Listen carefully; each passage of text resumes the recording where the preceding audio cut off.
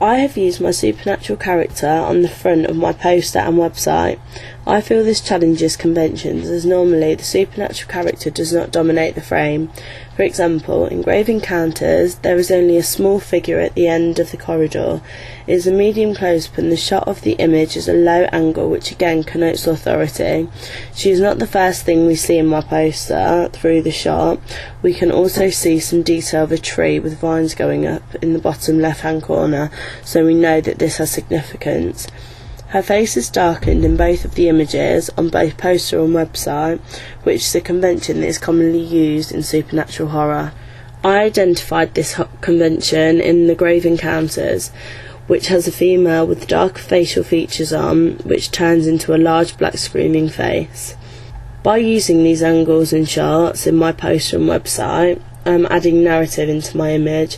Using narrative in the image on a horror movie is a widely used convention, and I have used this effectively to create enigma. A convention used widely in the film industry is having the main character on the poster. I have challenged this convention by not having Becca, the main character, on my movie on the poster and website. I've only used the supernatural character for the images on the website and poster. The Pact also challenges this convention, as they only have the face of the supernatural character on the poster and website. I used the convention of having a film title with a glowing effect on. I identified this in the film The Pact, and have used similar typography in my own products.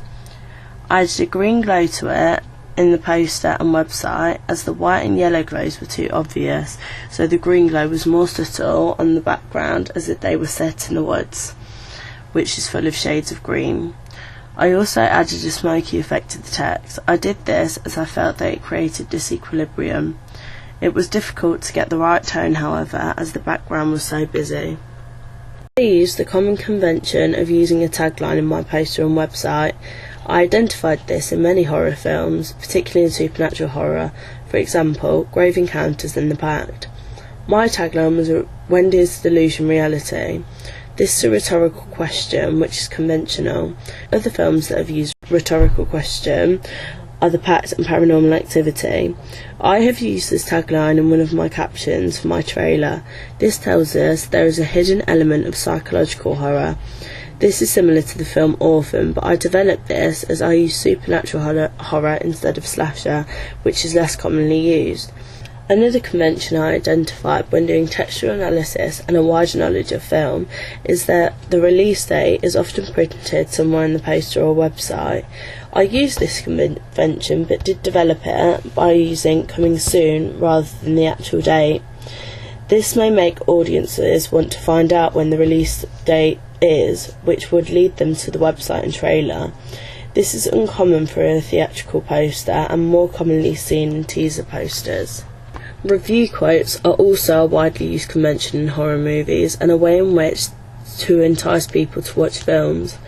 I identified these conventions in many supernatural horrors, for example, The Pact. I decided to use this convention in my poster and used 2 review quotes from well-known film magazine Empire and also the Sundance Film Festival. The colours that I have used in my poster and website are very similar as the background image in the woods. There are many shades of green, blacks and browns.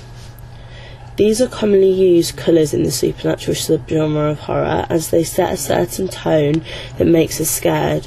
Also, these are the colours that are generally seen in typical horror locations, e.g. the woods.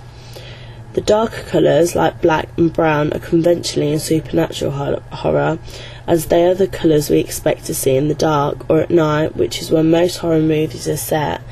I identified this in The Pact and Grave Encounters. My website colours, however, develop from the colours that I used in my poster. They are the same in the images, are set out in the same locations. However, there are much more darker colours in my website. Also, there is a red navigation bar that runs across the page. This has a transparency to it, so that it is not so bold on the page. I did this so it would stand out from the other colours that are in my image. The red may also signify danger or blood. My website layout has an embedded trailer. This is commonly used convention in the subgenre of horror. I identified this in my textual analysis of the Pact and Grave Encounters. Also, I recognise it from Scream 4 and many other horror movies. I use the convention as it allows audiences to see both the website and the trailer in one place. Now, I've used the convention of putting my weak female character in pyjamas in one of the shots. I did this as I saw this costume in many films, especially in the supernatural subgenre. It shows that it is night time and their sleep may have been disrupted by something. I identified this convention in lots of films, for example, The Pact and Insidious. I've used another costume convention of constant costume changing when filming my trailer, as it shows that what is happening during the trailer is happening over a period of time. I've noticed and used another costume convention I identified in The Pact, which was that I noticed that more skin was showing when the weak female character was vulnerable in situations.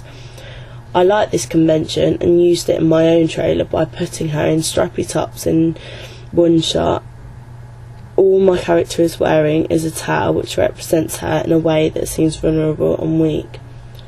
This costuming for my weak female character is voyeuristic for male audiences and attracts them to watch the film. This again is a commonly used convention that I saw in a lot of supernatural subgenre of horror, for example, Paranormal Activity.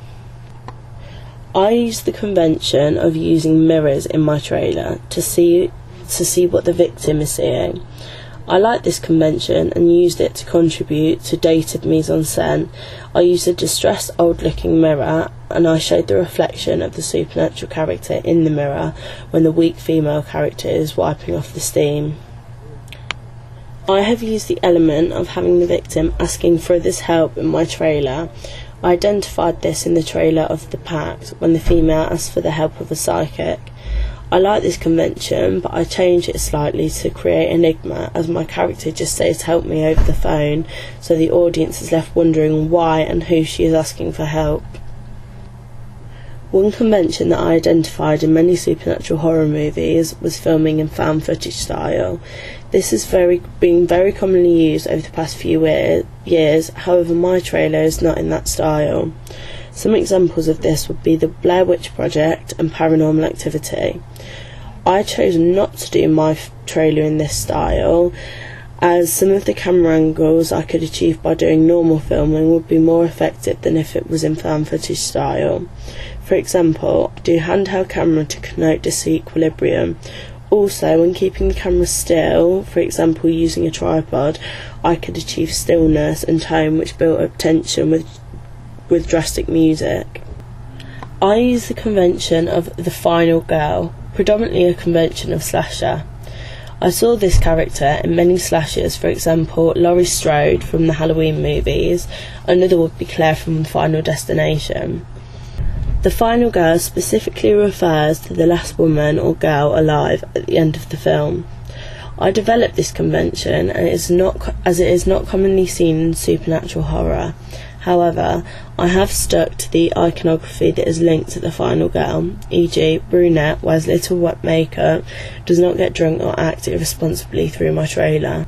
In one of my final montage shots, I have used a shot of the supernatural character in a pan shot that stops on her and stays there for about a second once the pan has stopped moving. This is challenging conventions, as when we see the supernatural characters in this subgenre of horror, it's usually only for less than a second in total, whereas I have used it for more than a second.